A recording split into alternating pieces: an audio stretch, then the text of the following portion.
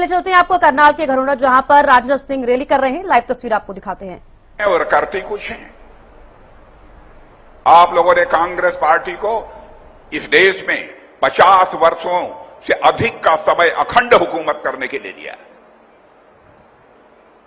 पंडित जवाहरलाल नेहरू ने भी कहा था, हम गरीबी को समाप्त करेंगे इस भारत से, क्योंकि भारत अब आजाद हो गया है।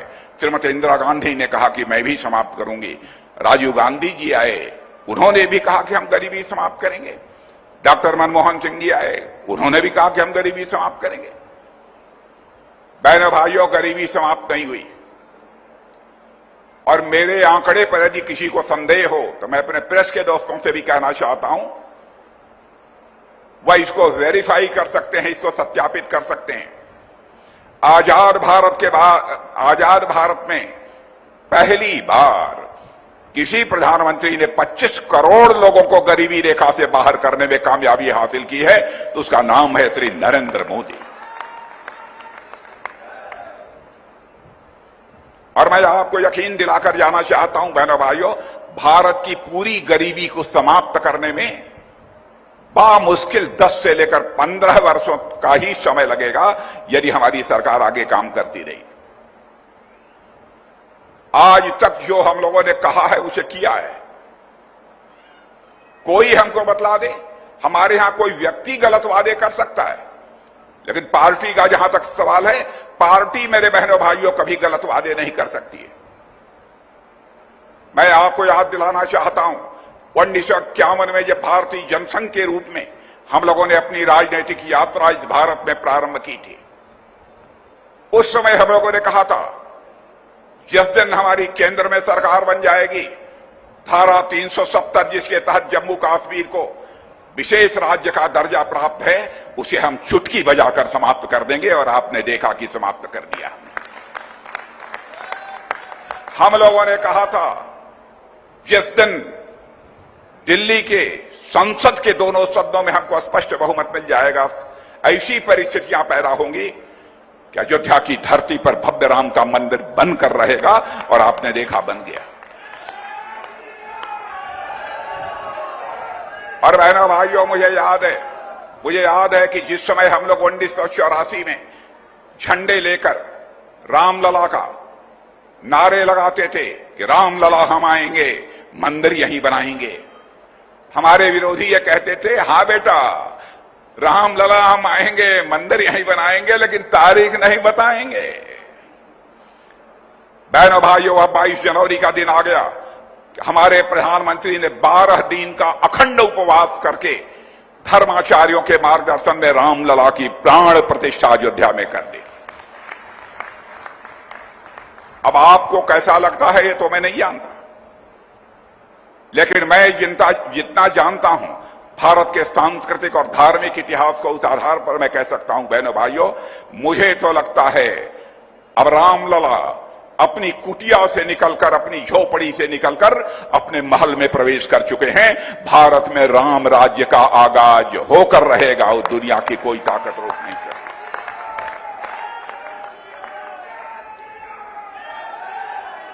बड़े बड़े विद्वान हमसे पूछते हैं, साहब राम राज्य कैसे आ जाएगा, राम राज्य का क्या मतलब है?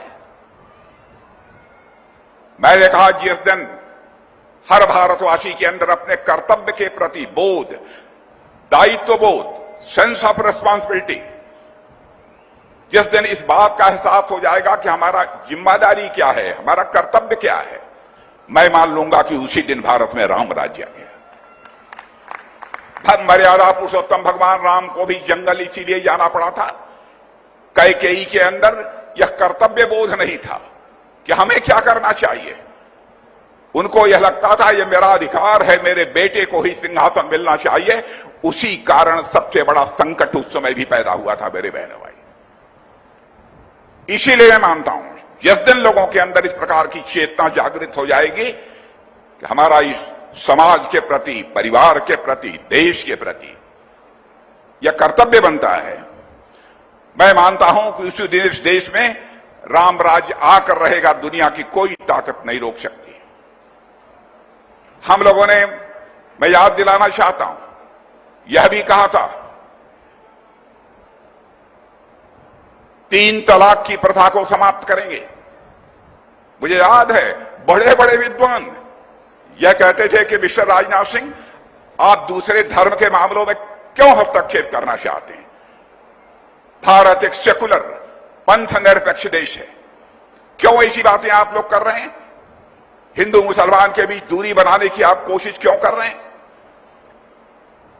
तलाक का यह विषय तो मुस्लिम धर्म के लोगों का है। बहनों भाइयों, मैं साफ कर देना चाहता हूं और तहे दिल में यह बात कर रहा हूं, हिंदू हो, मुसलमान हो, ईसाई हो, यहूदी हो, कोई भी हो, जो भारत का नागरिक है, बहनों भाइयों, किसी धर्म को मानने वाली माता, बहन और बेटी की इज्जत के साथ अथवा उसके ऊपर कोई जुल्म यदि ढाया जाएगा, हम सरकार की चिंता नहीं करेंगे। सरकार आती जाती रहती है, हम उस माता, बहन, बेटी के साथ खड़े होंगे मेरे बहनों भाइयों, वह चाहे किसी भी धर्म के साथ। हम लोग अत्याचारी नहीं है, जुल्म करने वाले लोग हम लोग नहीं है। और आपने देखा कि यह वादा किया था हम लोगों ने, इस वादे को भी हम लोगों ने पूरा कर दिया है। मेरे बहनों भाइयों, यहीं पर एक दूसरी पार्टी आम आदमी पार्टी है। यह आम आदमी पार्टी जिस समय आंदोलन चल रहा था, उस समय इन्होंने क्या वादा किया था अपने नेता से? नेता से यह कहा था कि नहीं, ठीक है, आंदोलन समाप्त हो गया है, हम लोग अपने लक्ष्य को जो प्राप्त करना था प्राप्त कर चुके हैं, मैं कोई राजनीतिक पार्टी नहीं बनाऊंगा। और उसके बाद भी उन्होंने नई पार्टी आम आदमी पार्टी बना ली। अपने मार्गदर्शक, अपने नेता को इन्होंने धोखा दिया था मेरे बहनों भाई। वैसे ही कांग्रेस पार्टी ने किया।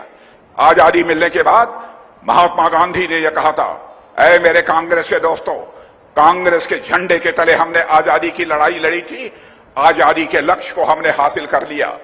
भिन्न भिन्न विचारधारा के लोग इसी कांग्रेस के झंडे के तले ही आजादी की लड़ाई लड़े हैं।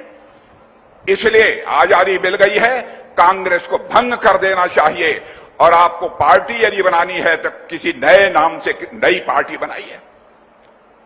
कांग्रेस के लोगों ने केवल सत्ता के लोभ में महात्मा गांधी की बात को भी नहीं माना है।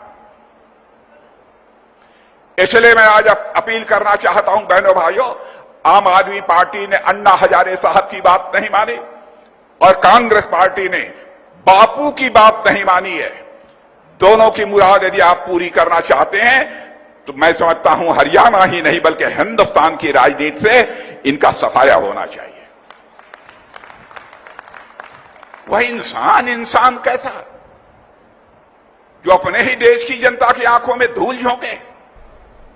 बहादुर इंसान वही है जो जनता की आंखों में धूल झोंक कर नहीं बल्कि जनता की आंखों में आंख डालकर राजनीति